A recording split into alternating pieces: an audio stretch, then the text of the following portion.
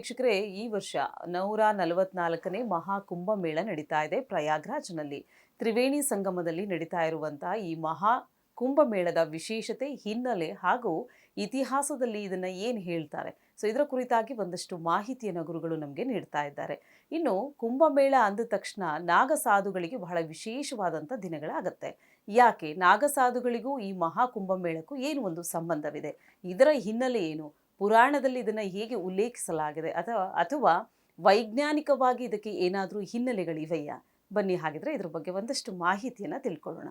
ಗುರುಗಳೇ, ನಾಗಸಾಧುಗಳಿಗೆ ಯಾಕೆ ಈ ಒಂದು ಮಹಾ ಕುಂಭಮೇಳ ಅನ್ನೋಂಥದ್ದು ಬಹಳ ವಿಶೇಷವಾದಂಥದ್ದು? ತುಂಬ ಒಳ್ಳೆ ಪ್ರಶ್ನೆ ಇದು. ಯಾಕೆ ಅಂತಂದ್ರೆ ಸಾಮಾನ್ಯವಾಗಿ ಸಾಮಾನ್ಯ ಜನರು ಈ ಕುಂಭಮೇಳದಲ್ಲಿ ಭಾಗವಹಿಸುವುದಕ್ಕಿಂತಲೂ ಅಧಿಕ ಪ್ರಮಾಣದಲ್ಲಿ ಭಾಗವಹಿಸುವಿಕೆ ಹೇಳುವಂತಹದ್ದು ನಾಗಸಾಧುಗಳು. ಈ ಈ ಸನ್ಯಾಸ ಪಂಥ ಏನಿದೆ, ಇದು 13 ಅಖಾಡದಲ್ಲಿ ಬರುವಂತಹ ಸನ್ಯಾಸ ಪಂಥ. ಇದಕ್ಕೆ ಯಾವುದೇ ಮಂಡಲ ಅಂತ ಇದೆ, ಒಂದೊಂದು ಪಂಥಕ್ಕೊಂದೊಂದು ಮಂಡಲ ಅಂತಿದೆ, 13 ಮಂಡಲ ಅಂತ ಇದೆ.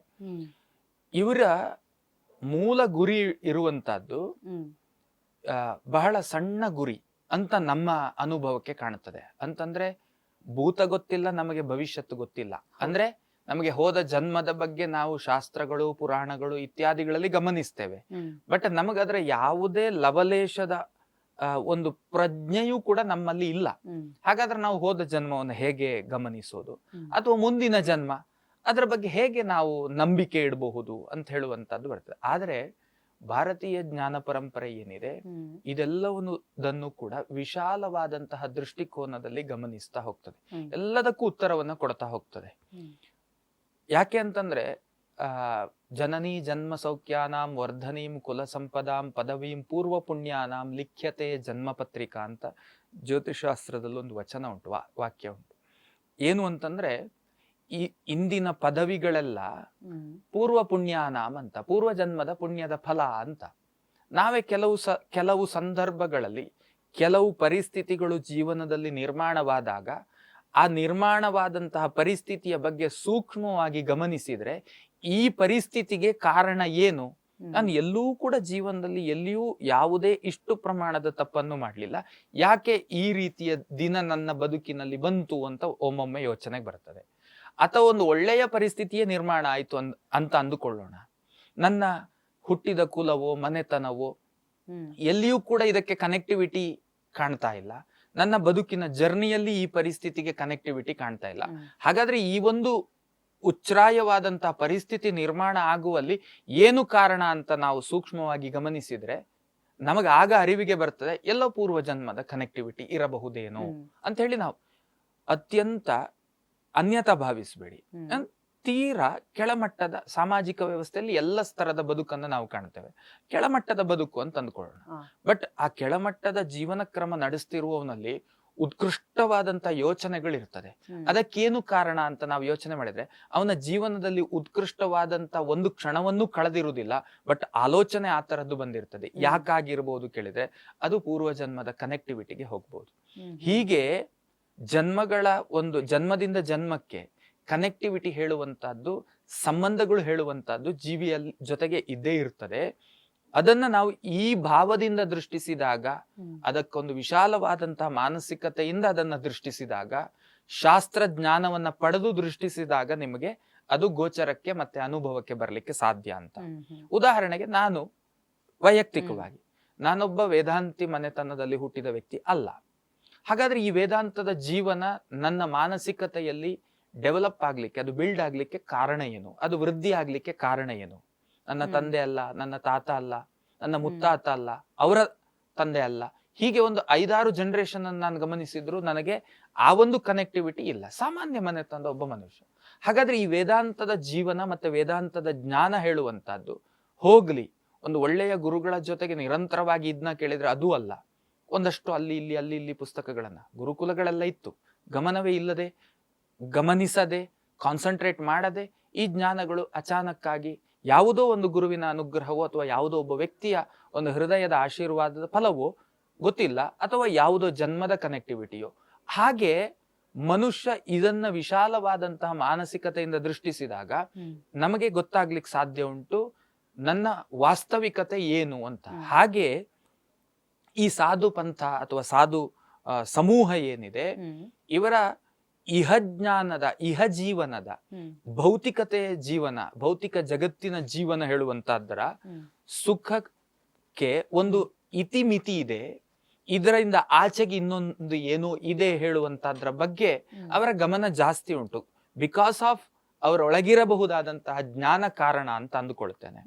ಇದರಿಂದ ಆಚೆಗೆ ಇನ್ನೊಂದೇನೋ ಇದೆ ಅನ್ನುವಂತಹ ಹುಡುಕಾಟವನ್ನ ಮಾಡಬೇಕು ಅಂತಂದ್ರೆ ನಮ್ಮೊಳಗೊಂದು ವಿಶೇಷವಾದಂತಹ ಜ್ಞಾನ ಇದ್ರೆ ಮಾತ್ರ ಸಾಧ್ಯ. ಅಂತಹ ಮಾನಸಿಕತೆಯಿಂದ ನಾನು ಬಹಳಷ್ಟು ಜನ ಸಾಧುಗಳ, ಸಂತರುಗಳ ಇಂಟರ್ವ್ಯೂಗಳನ್ನ ಎಲ್ಲ ಗಮನಿಸ್ತಾ ಇದ್ದೇನೆ ಬಹಳ ದಿನಗಳಿಂದ. ಅಲ್ಲಿ ಬಂದು ಕ್ರೋಢೀಕರಣ ಆಗ್ತಾ ಇದ್ದಾರೆ ಅವರು. ಅವರುಗಳ ಅಭಿಪ್ರಾಯಗಳು ಬಹಳ ಬಹಳ ವಿದ್ಯಾವಂತರಿದೆ, ಮಾಡರ್ನ್ ಎಜುಕೇಶನ್, ದೊಡ್ಡ ದೊಡ್ಡ ಟ್ಯಾಲೆಂಟ್ಗಳನ್ನ ಅಲ್ಲಿ ನಾವು ಗಮನಿಸ್ತೇವೆ. ಇಂತಹ ಭೌತಿಕವಾದಂತಹ ಸ್ಥಾನ, ಮಾನ, ಸಂಪತ್ತು, ಐಹಿಕವಾದಂತಹ ಸುಖಭೋಗ ಇದನ್ನೆಲ್ಲ ತ್ಯಕ್ತ ಮಾಡಿ, ಅದನ್ನೆಲ್ಲ ಪರಿತ್ಯಾಗ ಮಾಡಿ ಆ ಒಂದು ಜೀವನವನ್ನ ಅಕ್ಸೆಪ್ಟ್ ಮಾಡ್ತಾರೆ ಅಂತಂದ್ರೆ ಇದಕ್ಕಿಂತ ವ್ಯಾಲಿಡ್ ಆಗಿರತಕ್ಕಂಥದ್ದಲ್ಲಿ ಏನೋ ಒಂದು ಇರ್ಲೇಬೇಕಲ್ಲ.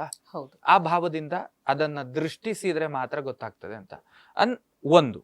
ಎರಡನೇದಾಗಿ ಮೋಕ್ಷ ಸಿದ್ಧಿಯ ಪ್ರಥಮ ಹೆಜ್ಜೆ ಅಥವಾ ಮೋಕ್ಷ ಸಾಧನೆಗಾಗಿ, ನಿತ್ಯ ಆನಂದಕ್ಕಾಗಿ ಆರಂಭ ಮಾಡಬೇಕು ಅಂತಂದ್ರೆ ಈ ಭೌತಿಕ ಶರೀರವನ್ನ ಹೊಂದಿದಂತಹ ಒಬ್ಬ ವ್ಯಕ್ತಿ ಅವನು ಐಹಿಕವಾದಂತಹ ಸುಖಭೋಗಗಳಿಂದ ವಿಮುಖನಾಗಿ ಆತ ಪಾರಮಾರ್ಥಿಕವಾದಂತಹ ಜೀವನವನ್ನ ಅನುಕರಣೆ ಮಾಡ್ತಾ ನಿತ್ಯ ಸುಖದ ಕಡೆಗೆ ಆತ ಗಮಿಸ್ತಾನೆ ಹೇಳುವಂತಹದ್ದು ನಮಗೆ ಶಾಸ್ತ್ರ ಕೊಡಬಹುದಾದಂತಹ ವ್ಯಾಖ್ಯಾನ. ಈ ನೆಲೆಯಲ್ಲಿ ಗಮನಿಸಿದಾಗ ನಿಮಗೆ ಸಮುದ್ರ ಮಥನ ಕಾಲದಲ್ಲಿ ಬಂದಂತಹ ಅಮೃತ, ಮೋಕ್ಷವನ್ನ ಕರುಣಿಸಬಹುದಾದಂತಹ ಭಗವಂತ ಮಹಾವಿಷ್ಣು, ಆ ಮಹಾವಿಷ್ಣು ಅಮೃತ ಕಲಶವನ್ನ ಹಿಡಿದು ಸಾಗುವಂತಹ ಸಂದರ್ಭ, ಮತ್ತೆ 4 ಪ್ರದೇಶಗಳಲ್ಲಿ ನಿಂತಹ ಸ್ಥಳ, ಆ ಸ್ಥಳದಲ್ಲಿ ಆ ಅಮೃತ ಕಲಶದ ಬಿಂದು ಬಿದ್ದದ್ದು, ಆ ಜಲದಲ್ಲಿ ಸ್ನಾನ ಮಾಡುದು ಅಂತಂದ್ರೆ ಸಾಮಾನ್ಯವಾಗಿ ನಮ್ಮ ಶಾಸ್ತ್ರ ಹೇಳುತ್ತದೆ ತೀರ್ಥಕ್ಷೇತ್ರಾದಿಗಳ ಸ್ನಾನದಿಂದ ಮೋಕ್ಷ ಪ್ರಾಪ್ತಿಯಾಗುತ್ತದೆ ಅಂತ ಹೇಳುವಂಥದ್ದು. ನಾವು ಮಾಡಿದ ನಮಗೂ ಪ್ರಾಪ್ತಿ ಆಗ್ತದೆ, ನಮ್ಮ ಹಿರಿಯರಿಗೂ ಕೂಡ ಮೋಕ್ಷ ಸಿದ್ಧಿ ಆಗ್ತದೆ ಹೇಳುವಂತಹದ್ದನ್ನ ನಾವು ಜೀವನದಲ್ಲಿ ಕಾಣ್ತೇವೆ. ಅಂತಹ ಒಂದು ಪ್ರಕ್ರಿಯೆ ನಡೆಸಿದಾಗ ಮೋಕ್ಷ ಸಿದ್ಧಿ ಹೇಳುವಂತಹ ಒಂದು ಫಲದ ಒಂದು ನಿರೀಕ್ಷೆಯಲ್ಲಿ ಇಷ್ಟು ದೊಡ್ಡ ಪ್ರಮಾಣದಲ್ಲಿ ಸಾಮಾನ್ಯವಾಗಿ ನಮ್ಮಂತ ಭೌತಿಕ ಜೀವನವನ್ನ ಮಾಡುವಂತವ್ರು ಯಾರೂ ಕೂಡ ಭವಿಷ್ಯತ್ತಿನ ಬಗ್ಗೆ ಗೊತ್ತಿಲ್ಲ, ಭೂತದ ಬಗ್ಗೆ ಗೊತ್ತಿಲ್ಲ ಅಂತ ತಿಳ್ಕೊಂಡ ನಾವುಗಳು ನಮಗೆ ಈ ಜೀವನವನ್ನ ಕಟ್ಟಿಕೊಳ್ಳುವಂತಹ ಒಂದು ತೊಳಲಾಟದಲ್ಲಿ ನಾವು ಬಿದ್ದವರು ಬಹಳ ದೂರದ ವಿಷಯಗಳ ಬಗ್ಗೆ ಚಿಂತನೆ ಮಾಡ್ಲಿಕ್ಕೆ ಹೋಗುವುದಿಲ್ಲ. ಆದ್ರೆ ಸನ್ಯಾಸ ಆಶ್ರಮ, ಸನ್ಯಾಸ ಜೀವನ ಹೇಳುವಂತಹದ್ದು ಒಂದು ಆತ್ಮೋದ್ಧಾರದ ಸಂಕೇತ, ಇನ್ನೊಂದು ಸಾಮಾಜಿಕವಾಗಿ ಜ್ಞಾನವನ್ನ ಅವರಿಗೆ ಸಮಾಜಕ್ಕೆ ಕೊಡಬೇಕು ಹೇಳುವಂತಹ ಉದ್ದೇಶ, ಜ್ಞಾನವನ್ನ ಕೊಡ್ತಾ ಇರುವಂತಹದ್ದು ಆತ್ಮೋದ್ಧಾರದ ಚಿಂತನೆ. ಹಾಗೆ ಮತ್ತೆ ಐಹಿಕವಾದಂತಹದನ್ನೆಲ್ಲ ಬಿಟ್ಟು ನಿತ್ಯಾನಂದದ ಕಡೆಗೆ ಗಮಿಸುವಂತಹ ದಾರಿ. ಇವರಿಗೆ ಮೊದಲ ಆದ್ಯತೆಯಾಗಿ ಈ ಕುಂಭಮೇಳ ಇರ್ತದೆ ಅಂತಂದ್ರೆ ಅಲ್ಲಿ ಅವರ ಸ್ನಾನ ಪ್ರಕ್ರಿಯೆ ಅನ್ನುವಂಥದ್ದೇನಿದೆ, ಜಪತಪಾದಿಗಳು ಅಥವಾ ತಪಸ್ಸಿನ ಪ್ರಕ್ರಿಯೆ ಏನಿದೆ, ಅದರಿಂದ ಅವರಿಗೆ ಮೋಕ್ಷ ಪ್ರಾಪ್ತಿ ಆಗ್ತದೆ ಹೇಳುವಂತಹ ನಂಬಿಕೆ. ಅದಕ್ಕೆ ಪ್ರಾಕ್ಟಿಕಲಿ ನೀವು ವೈಜ್ಞಾನಿಕ ದೃಷ್ಟಿಕೋನದಲ್ಲಿ ಇದು ಎಷ್ಟರ ಮಟ್ಟಿಗೆ ಸತ್ಯ ಅಥವಾ ಎಷ್ಟರ ಮಟ್ಟಿಗೆ ಇದು ಪರಿಣಾಮಕಾರಿ, ಅವರಿಗೆ ಮತ್ತೊಂದು ಜನ್ಮ ಸಿಗೋದೇ ಇಲ್ಲವಾ, ಖಂಡಿತವಾಗ್ಲೂ ಅವರಿಗೆ ಮುಕ್ತಿ ಸಿಗ್ತದ, ಅದರ ಬಗ್ಗೆ ಪ್ರಶ್ನೆ ಮಾಡಿದ್ರೆ ಅದಕ್ಕೆ ಉತ್ತರ ಇರುವುದಿಲ್ಲ. ಯಾಕಂದ್ರೆ ನಿಸರ್ಗದ ರಹಸ್ಯ ಅನ್ನೋದು ಅದೇ, ಪ್ರಕೃತಿಯ ರಹಸ್ಯ. ಪ್ರಕೃತಿಯ ರಹಸ್ಯವನ್ನ ಎಲ್ಲವುದನ್ನ ಮನುಷ್ಯ ತನ್ನ ಗಣನೆಯಲ್ಲಿ ತಂದುಕೊಳ್ಳುವುದೇ ಹೌದಾಗಿದ್ರೆ ಮನುಷ್ಯ ಚಿರಂಜೀವಿಯಾಗುವುದರ ಬಗ್ಗೆ ಯೋಚನೆ ಮಾಡ್ತಾ ಇದ್ದ. ಆ ನಿಸರ್ಗ ರಹಸ್ಯದಲ್ಲಿ ರಹಸ್ಯವಾಗಿ ಉಳಿಯಬೇಕಾದದ್ದು ರಹಸ್ಯವಾಗಿಯೇ ಉಳಿಯುತ್ತೆ, ಮನುಷ್ಯನ ಜ್ಞಾನಕ್ಕೆ ಸಿಗಬೇಕಾದದ್ದು ಸಿಗುತ್ತದೆ. ಈ ನೆಲೆಯಲ್ಲಿ ನಾವು ಚಿಂತನೆ ಮಾಡಿದಾಗ ಮೋಕ್ಷ ಸಿದ್ಧಿ ಹೇಳುವಂತಹದ್ದು ನಮ್ಮ ನಂಬುಗೆಯ ವಿಚಾರ, ನಿತ್ಯಾನಂದದ ಪ್ರಾಪ್ತಿಯ ಕಡೆಗೆ ಗಮಿಸುವಂತಹದ್ದು ಜ್ಞಾನಜೀವಿಗಳಾಗಿ ಸಾಧು ಸಂತರುಗಳು ಮಾಡುವಂತಹ ವಿಷಯ. ಈ ನೆಲೆಯಲ್ಲಿ ನಾವು ಇದನ್ನ ಗಮನಿಸಬೇಕು ಹೇಳುವಂತಹದ್ದು ನನ್ನ ಅಭಿಪ್ರಾಯ, ಮತ್ತೆ ಶಾಸ್ತ್ರಗಳ ಆದೇಶಗಳು ಇರುವಂತಹದ್ದು. ಓಕೆ ವೀಕ್ಷಕರೇ, ಮಹಾ ಕುಂಭಮೇಳದ ವಿಶೇಷ ಕಾರ್ಯಕ್ರಮದಲ್ಲಿ ನಾವಿದ್ದೀವಿ. ಕುಂಭಮೇಳ ಅಂದ್ರೆ ಏನು, ಮಹಾ ಕುಂಭಮೇಳ ಅಂದ್ರೆ ಏನು, ಸಮುದ್ರ ಮಥನಕ್ಕೂ ಮತ್ತು ಕುಂಭಮೇಳಕ್ಕೂ ಏನು ಒಂದು ಸಂಬಂಧವಿದೆ, ಇದರ ಕುರಿತಾಗಿ ಒಂದಷ್ಟು ಮಾಹಿತಿ, ಹಾಗೆ ಇದರೊಟ್ಟಿಗೆ ನಾಗ ಸಾಧುಗಳ ಕುರಿತಾಗಿಯೂ ಕೂಡ ನಾವು ತಿಳ್ಕೊಳ್ತಾ ಇದ್ದೀವಿ. ಕುಂಭಮೇಳ ಅಂದ ತಕ್ಷಣ ನಾಗಸಾಧುಗಳಿಗೆ ಎಲ್ಲಿಲ್ಲದ ಹಬ್ಬ. ಯಾಕೆ ಅಂತ ಹೇಳಿದ್ರೆ ಎಲ್ಲ ನಾಗಸಾಧುಗಳು ಅಂದರೆ ಜಗತ್ತಿನಲ್ಲಿರುವಂತಹ ಎಲ್ಲ ನಾಗಸಾಧುಗಳು ಆ ಕುಂಭಮೇಳಕ್ಕೆ ಭಾಗವಹಿಸ್ತಾರೆ. ಹಾಗೆ ಕೋಟ್ಯಾಂತರ ಜನರು ಕೂಡ ಆ ಒಂದು ಕುಂಭಮೇಳದಲ್ಲಿ ನಾವು ನೋಡಬಹುದು. ಇನ್ನು ನಾಗಸಾಧುಗಳಿಗೆ ಸಿದ್ಧಿಯನ್ನು ಪ್ರಾಪ್ತಿ ಮಾಡಿಕೊಳ್ಬೇಕು ಅಥವಾ ಧ್ಯಾನಕ್ಕೆ ಕೂತಿರೋರು, ಗುರುಗಳೇ ಇದು ನಾವು ವಿಷಯಗಳನ್ನು ನಾವು ಕೇಳಿದ್ದೀವಿ, ಹಾಗೆ ಮಾಧ್ಯಮದಲ್ಲೂ ಕೂಡ ನಾವು ಇದನ್ನ ನೋಡಿದ್ದೀವಿ. ಎಷ್ಟೋ ವರ್ಷಗಳ ಕಾಲ, ನೂರಾರು ವರ್ಷಗಳ ಕಾಲ ಅವರು ಧ್ಯಾನಕ್ಕೆ ಕೂತಿರೋರು ಇನ್ನೂ ಕೂಡ ಅವರು ಎಚ್ಚರವಾಗಿಲ್ಲ. ಸೊ ಈ ರೀತಿಯಾದಂತಹ ಉದಾಹರಣೆಗಳಿವೆ. ಮುಳ್ಳಿನ ಮೇಲೆ ಮಲ್ಕೊಂಡಿರುವಂತಹ ನಾಗಸಾಧುಗಳನ್ನ ನೋಡಿದ್ದೀವಿ. 40 ವರ್ಷ ಕೈ ಮೇಲೆ ಎತ್ತಿರೋರು ಇನ್ನೂ ಇಳಿಸಿಲ್ಲ. ಸೊ ಈ ತರದ್ದೆಲ್ಲ ನಾವು ನೋಡಿದ್ದೀವಿ. ಸೊ ಇದ್ರ ಬಗ್ಗೆ ನೀವೇನು ಹೇಳ್ತೀರಾ? ಒಳ್ಳೆ ವಿಷಯಕ್ಕೆ ನಾವು ಬಂದ್ವಿ ಅಂತ ಅಂದ್ಕೊಳ್ತೇನೆ. ನಾನು ಜಸ್ಟ್ ಫ್ಯೂ ಮಿನಿಟ್ ಬ್ಯಾಕ್ ನಿಮ್ಗೊಂದೇ, ಪ್ರಕೃತಿ ತನ್ನ ರಹಸ್ಯವನ್ನ ಬಿಡಬೇಕಾದದ್ದು ಬಿಡ್ತದೆ, ಇಟ್ಕೊಳ್ಬೇಕಾದದ್ದು ಇಟ್ಕೊಳ್ತದೆ ಅಂತ. ಒಂದು ನಮ್ಮಂತೆ ತಾಯಿಯ ಗರ್ಭದಿಂದ ಬಂದಂತಹ ಒಂದು ಜೀವಿ, ನಾವುಗಳೆಲ್ಲ ಬಂದ ಹಾಗೆ ಈ ಸಾಧು ಪಂಥಕ್ಕೆ ಸೇರಿದವರು ಕೂಡ ತಾಯಿಯ ಗರ್ಭದಿಂದಲೇ ಬಂದವರು. ಅಂತಹ ಜೀವಿಗಳು ಅವರು ಜಗತ್ತಿನ ದೃಷ್ಟಿಕೋನದಲ್ಲಿ ಒಂದು ವ್ಯತಿರಿಕ್ತವಾದಂತಹ ಜೀವನ ಕ್ರಮವನ್ನ ನಡೆಸ್ತಾ ಇನ್ನೂ ಕೂಡ ಬದುಕಿದ್ದಾರಲ್ಲ ಅಂತ ಹೇಳುವಂತಹ ವಿಷಯಕ್ಕೆ ಬಂದಾಗ ಅದೊಂದು ರಹಸ್ಯ ಅಂತ ನಾವು ಚಿಂತನೆ ಮಾಡ್ಬೇಕು. ಹಾಗಾದ್ರೆ ಅಲ್ಲೇನೋ ಒಂದು ವಿಶೇಷತೆ ಇದೆ. ಇವತ್ತು ಕೂಡ ಬೆರಗುಗಣ್ಣಿನಿಂದ ಕಾಣಬಹುದಾದಂತಹ ಸನ್ನಿವೇಶಗಳನ್ನ ನಾವಲ್ಲಿ ಕಾಣುತ್ತೇವೆ. ನಾವು 2025 ಅಲ್ಲಿ ಇದ್ದೇವೆ.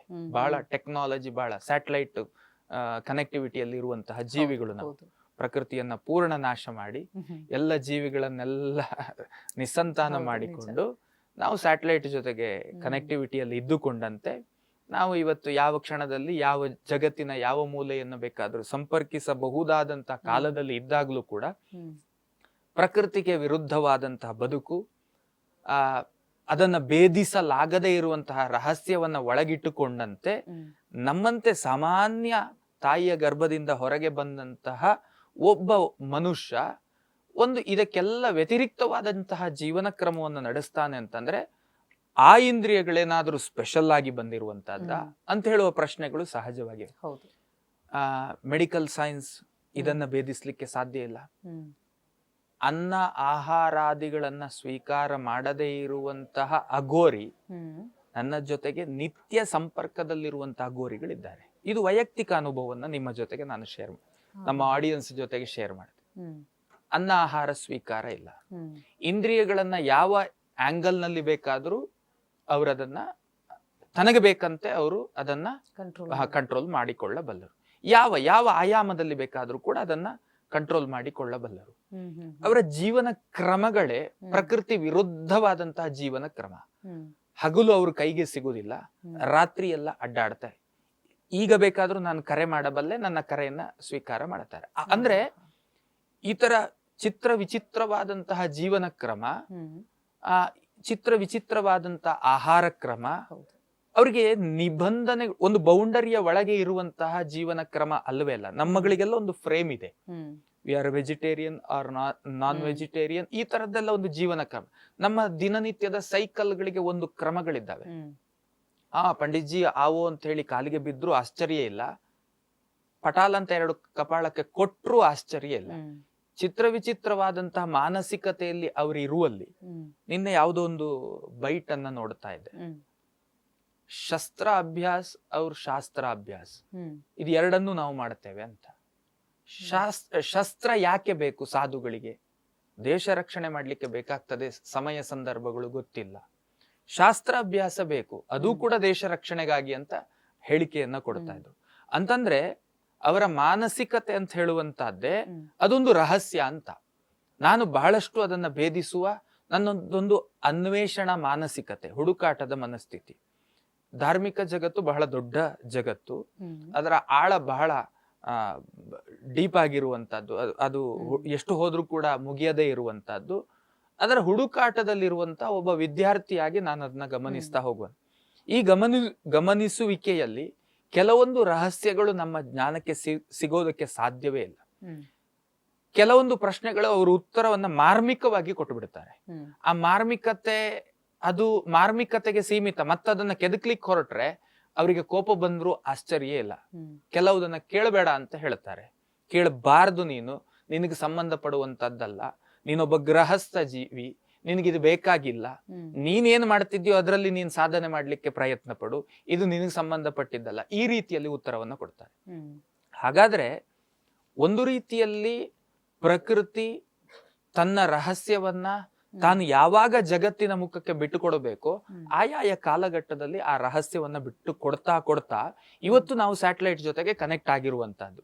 ಹೀಗೆ ನಾವು ಇನ್ನೂ ಹುಡುಕಾಟದ ವಿದ್ಯಾರ್ಥಿಗಳಾಗಿ ಪ್ರಕೃತಿಯನ್ನ ಸ್ಟಡಿ ಮಾಡುವುದು, ಅದಕ್ಕೆ ಯಾವುದೇ ತೊಂದರೆ ಮಾಡದೆ ಜೀವಿಗಳನ್ನ ಸ್ಟಡಿ ಮಾಡುವುದು. ನಮ್ಗೆ ನಮ್ಮ ವಿಜ್ಞಾನ ಲೋಕಕ್ಕೆ ಇದೆಲ್ಲ ಒಂದು ಪ್ರಶ್ನಾರ್ಥಕ ಚಿಹ್ನೆ.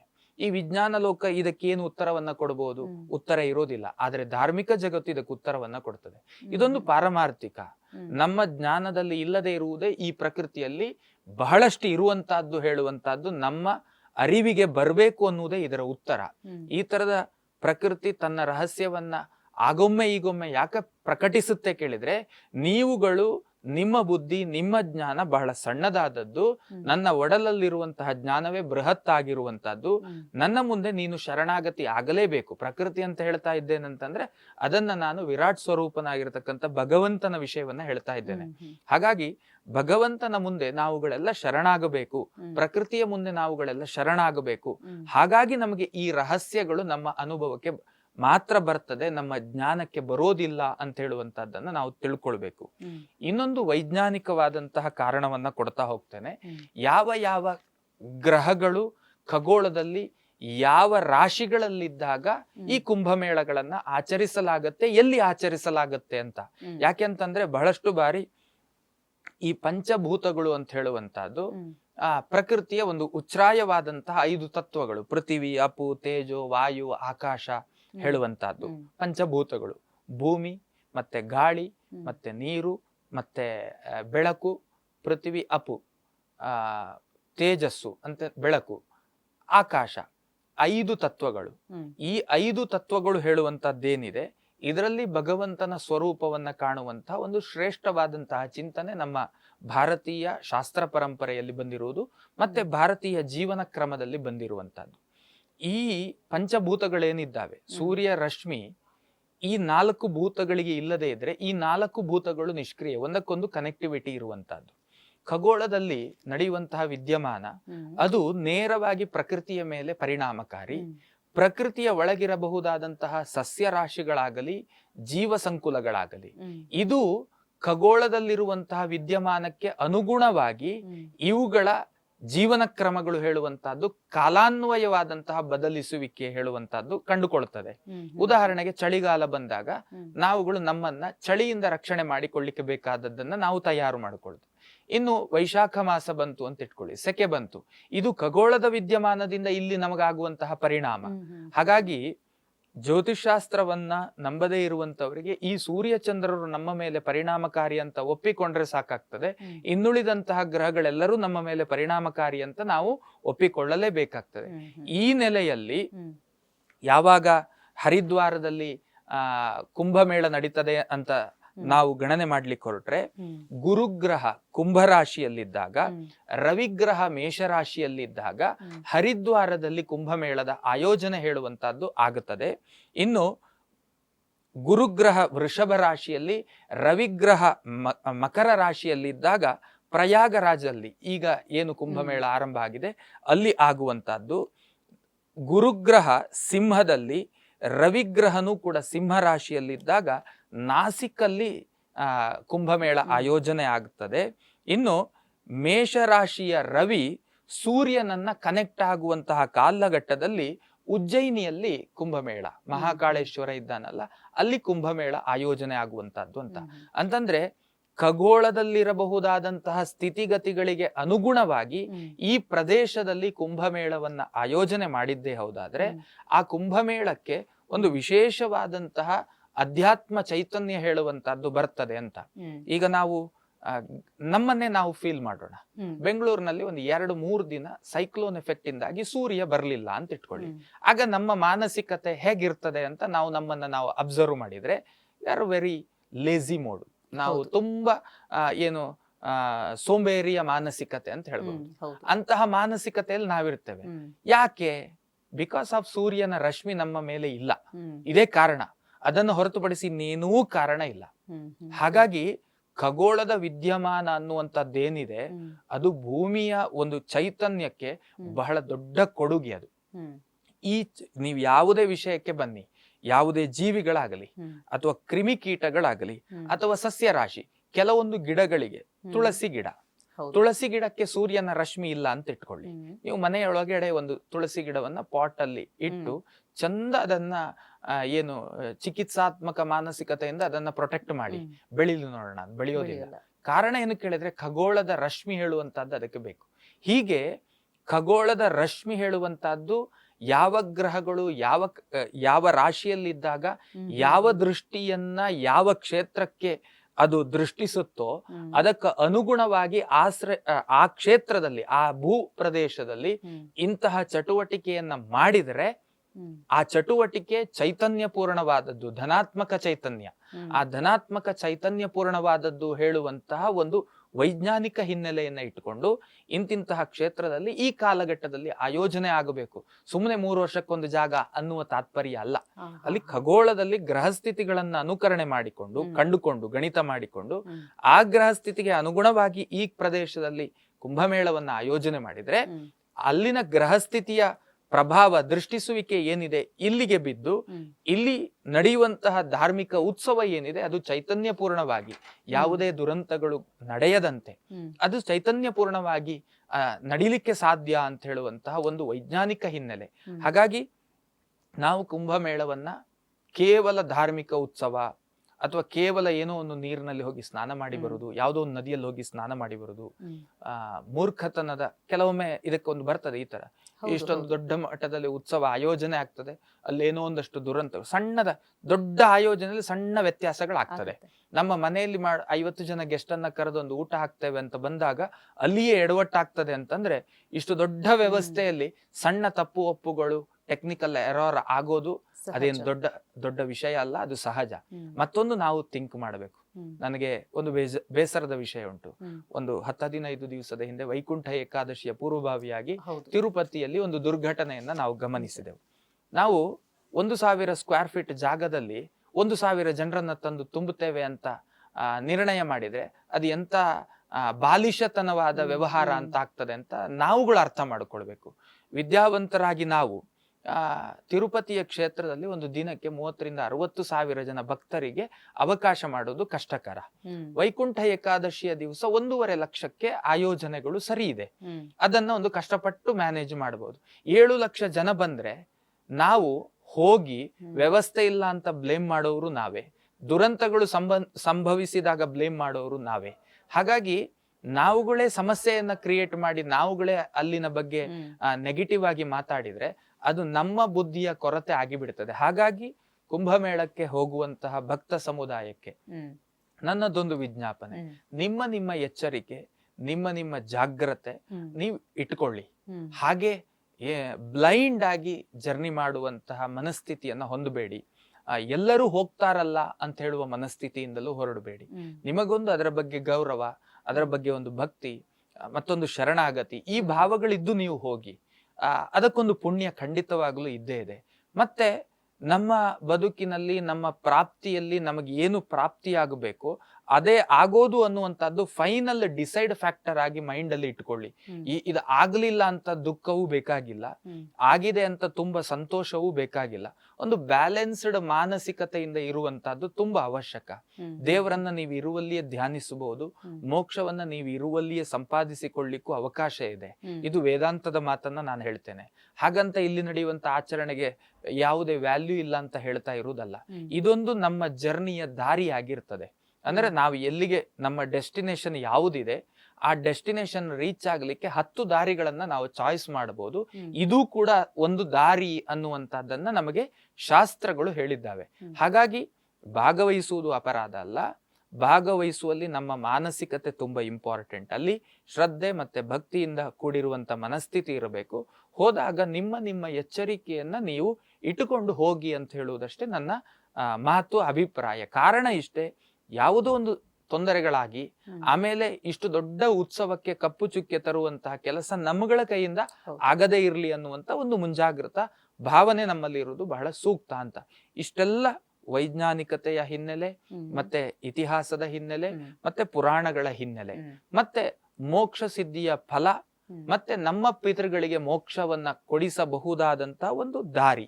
ಇಷ್ಟು ಇದರ ಕುಂಭಮೇಳದ ಜೊತೆಗಿರಬಹುದಾದಂತ ಒಂದಿಷ್ಟು ಮುಖ್ಯಾಂಶಗಳು ಅಂತ ನಾನು ತಿಳ್ಕೊಳ್ತೇನೆ. ಮತ್ತೆ ಶಾಸ್ತ್ರವು ಕೂಡ ಅದನ್ನೇ ಆದೇಶ ಮಾಡುತ್ತೆ. ಓಕೆ ಗುರುಗಳೇ, ಅಂದ್ರೆ ನೀವು ಹೇಳೋ ಪ್ರಕಾರವಾಗಿ ಕುಂಭಮೇಳ ಅಂತ ಹೇಳಿದ್ರೆ ಅದಕ್ಕೆ ವೈಜ್ಞಾನಿಕ ಹಿನ್ನೆಲೆಯೂ ಇದೆ, ಧಾರ್ಮಿಕ ಹಿನ್ನೆಲೆಯೂ ಕೂಡ ಇದೆ. ಖಂಡಿತ. ಪಂಚಭೂತಗಳಲ್ಲಿ ಒಂದಾಗಿರತಕ್ಕಂತಹ ಜಲತತ್ವದ ಉಪಾಸನೆ ಅಂತ ತಿಳ್ಕೊಳ್ಬಹುದು. ಮತ್ತೆ ಅಮೃತ ಬಿಂದು ಬಿದ್ದಂತಹ ಜಾಗ ಅಂತ ಹೇಳುವಂತಹದ್ದು ಏನಿದೆ, ಆ ಜಾಗದಲ್ಲಿ ಹರಿಯುವ ನೀರೇನಿದೆ, ಆ ನೀರು ಔಷಧೀಯವಾದಂತಹ ಗುಣಧರ್ಮಗಳಿಂದ ಕೂಡಿದೆ ಅಂತ ಹೇಳ್ಬಹುದು. ಆ ನೀರಿನಲ್ಲಿ ಸ್ನಾನ ಮಾಡಿದ್ದೇ ಹೌದಾದ್ರೆ ನಮ್ಮ ಪಂಚೇಂದ್ರಿಯಗಳು, ಕರ್ಮೇಂದ್ರಿಯಗಳು ಧನಾತ್ಮಕವಾಗಿ ವ್ಯವಹರಿಸಲ್ಪಡ್ತದೆ ಅಂತಲೂ ಕೂಡ ಹೇಳ್ಬೋದು. ಇದಿಷ್ಟು ವೈಜ್ಞಾನಿಕವಾದಂತಹ ಲಾಭಗಳು ನಮ್ಮಗಳಿಗೆ ಪ್ರಾಪ್ತಿಯಾಗುತ್ತದೆ. ಗಲೀಜು ಮಾಡಿ ಗಲೀಜು ನೀರಲ್ಲಿ ಸ್ನಾನ ಮಾಡಿದ್ರೆ ಆಗ್ತದೆ ಅಂತ ಹೇಳುವುದಿಲ್ಲ. ಇಷ್ಟು ಲಕ್ಷಾಂತರ ಜನಗಳು ಹೋದಾಗ ನೀರ್ ಗಲೀಜಾಗುದಿಲ್ಲ ಅಂತಲೂ ನಾನು ಹೇಳೋದಿಲ್ಲ. ಅದು ನಿಮ್ಮ ನಿಮ್ಮ ಭಾವ, ನಿಮ್ಮ ದೃಷ್ಟಿ ಹೇಗೆ ಇರುತ್ತೆ ಅದಕ್ಕೆ ಅನುಗುಣವಾಗಿ ಅಂತ ಹೇಳಿ. ಇನ್ನು ಗುರುಗಳೇ, ಜನಸಾಮಾನ್ಯರಲ್ಲಿ ಒಂದು ಪ್ರಶ್ನೆ ಇರಬಹುದು, ಏನು ಅಂತ ಹೇಳಿದ್ರೆ, ಈಗ ಕುಂಭಮೇಳಕ್ಕೆ ಯಾರೆಲ್ಲ ಹೋಗ್ಬೇಕು, ಯಾರೆಲ್ಲ ಹೋಗಬಾರದು, ಅದರ ವಿಧಿವಿಧಾನಗಳು, ಕ್ರಮಗಳು ಏನಿರುತ್ತೆ, ಸೊ ಅಲ್ಲಿ ಹೋದ್ರೆ ನಮ್ಗೆ ಏನ್ ಲಾಭ ಸಿಗುತ್ತೆ, ಅಥವಾ ನಮ್ಮ ದೋಷಗಳು ಏನಾದ್ರೂ ಪರಿಹಾರ ಆಗತ್ತಾ, ಸೊ ಇದ್ರ ಕುರಿತಾಗಿ ಏನು ಹೇಳ್ತೀರಾ? ಖಂಡಿತವಾಗಲು ಒಳ್ಳೆ ಪ್ರಶ್ನೆ. ಸಾಮಾನ್ಯರಾದ ನಾವು ಚಿಂತನೆ ಮಾಡಬಹುದಾದಂತ ವಿಷಯಗಳಿಷ್ಟೇ. ಯಾವುದೇ ತೀರ್ಥಕ್ಷೇತ್ರಗಳಾಗಲಿ ಅಥವಾ ಯಾವುದೇ ಕ್ಷೇತ್ರಗಳಿಗೆ ಹೋದಾಗ ನಮಗೆ ಮುಂದಿನ ದಿನಗಳಲ್ಲಿ ಆಗಬಹುದಾದಂತ ಒಂದು ಪಾರಮಾರ್ಥಿಕ ದೃಷ್ಟಿಕೋನದ ಲಾಭಗಳು ಅಂತಂದ್ರೆ, ಇಹ ಜೀವನದಲ್ಲಿ ಈಗ ನಾನು ಏನೋ ಒಂದು ಸಾಧನೆ ಅಥವಾ ಬದುಕನ್ನ ಕಟ್ಟಿಕೊಳ್ಬೇಕು, ನನ್ನಿಂದ 4 ಜನಕ್ಕೆ ಉಪಯೋಗ ಆಗಬೇಕು, ಈ ತರದ ಒಂದು ಪಾಸಿಟಿವ್ ಥಾಟ್ಗಳು ನಮ್ಮ ಮೈಂಡ್ ಅಲ್ಲಿ ಇದ್ದು ನಾವು ಕೆಲವು ಕೆಲಸಗಳನ್ನ ಮಾಡ್ತಾ ಹೋಗ್ತೇವೆ. ಅದರಲ್ಲಿ ಧಾರ್ಮಿಕ ಪ್ರಕ್ರಿಯೆಗಳು ಕೂಡ ಅದೇ ಆಗಿರ್ತದೆ. ಈ ನೆಲೆಯಲ್ಲಿ ಸಾಮಾನ್ಯ ಜನರಾದಂತಹ ನಾವುಗಳು ಯಾರು ಲಿಂಗಭೇದ ಮರೆತು ಹೋಗಬೇಕು ಅಥವಾ ಎಲ್ಲರೂ ಹೋಗಬಹುದು, ಮಕ್ಕಳನ್ನ ಕರೆದುಕೊಂಡು ಹೋಗು, ಖಂಡಿತವಾಗಿಯೂ ಇಲ್ಲಿ ಜಾತಿಯ ಭೇದಗಳಿಲ್ಲ, ಲಿಂಗ ಭೇದಗಳಿಲ್ಲ, ವಯೋಮಿತಿಯ ಭೇದಗಳಿಲ್ಲ. ಆಯ್ತಾ? ಎಲ್ಲರಿಗೂ ಪಾಲ್ಗೊಳ್ಳುವುದಕ್ಕೆ ಅವಕಾಶ ಇದೆ. ಇನ್ನು ಏನು ಲಾಭ ಅಂತ, ಅಲ್ಲಿಗೆ ಹೋಗಿ ತೀರ್ಥ ಸ್ನಾನವನ್ನ ಮಾಡೋದ್ರಿಂದ ಏನು ಲಾಭ? ಲಾಭ ವೇದಾಂತದ ದೃಷ್ಟಿಯಲ್ಲಿ ಮುಕ್ತಿ ಸಾಧನೆಯ ಲಾಭ. ಇದು ಫಿಲಾಸಫಿ. ಆಯ್ತಾ? ಸೈಂಟಿಫಿಕ್ ಆಗಿ ನೀವು ಕೇಳಿದ್ರೆ, ಆ ಜಲದಲ್ಲಿ ಈಗ ನಾವು ಕೆಲವು ತೀರ್ಥಕ್ಷೇತ್ರಗಳನ್ನ ಗಮನಿಸ್ತೇವೆ. ಗಂಗಾ, ಸಿಂಧು, ಸರಸ್ವತಿ ಚ ಯಮುನಾ, ಗೋದಾವರಿ, ನರ್ಮದಾ, ಕೃಷ್ಣ, ಭೀಮರತಿ ಚ ಫಲ್ಗು ಸರಯೋ, ಶ್ರೀಗಂಡಕಿ, ಗೋಮತಿ. ನಮ್ಮ ದೇಶದಲ್ಲಿ, ದೇಶದ ಪಕ್ಕದ ದೇಶದಲ್ಲಿಯೂ ಕೂಡ ಕೆಲವೊಂದಿಷ್ಟು ನದಿಗಳನ್ನ ನಾವು ಪುಣ್ಯತಮವಾದಂತಹ ನದಿಗಳು, ಆ ನದಿಗಳಲ್ಲಿ ಸ್ನಾನ ಮಾಡಿದ್ರೆ ನಮಗೆ ಬಹಳಷ್ಟು ಉಪಯೋಗಗಳಿದ್ದಾವೆ ಅನ್ನುವಂತ ಒಂದು ನಂಬಿಕೆಗಳು ಹೇಳುವಂತದ್ದುಂಟು. ಕೇವಲ ನದಿಯಲ್ಲಿ ಸ್ನಾನ ಮಾಡುವಂತದ್ದು ಅಥವಾ ನದಿಯಲ್ಲಿ ಸ್ನಾನ ಮಾಡಿದ ತಕ್ಷಣ ನಮಗೆ ಪುಣ್ಯ ಬರ್ತದೆ ಹೇಳುವ ನಂಬಿಕೆ ಓಕೆ. ಆದ್ರೆ ಪ್ರಾಕ್ಟಿಕಲಿ, ಸೈಂಟಿಫಿಕ್ಲಿ ನಮಗೇನು ಲಾಭ ಅಂತ ಹೇಳುವುದು, ನದಿಯ ಉಗಮ ಸಹಜವಾಗಿ ಆಗುವುದು ಒಂದು ಬೆಟ್ಟಗಳಲ್ಲಿ ಅಥವಾ ಅರಣ್ಯದಲ್ಲಿ.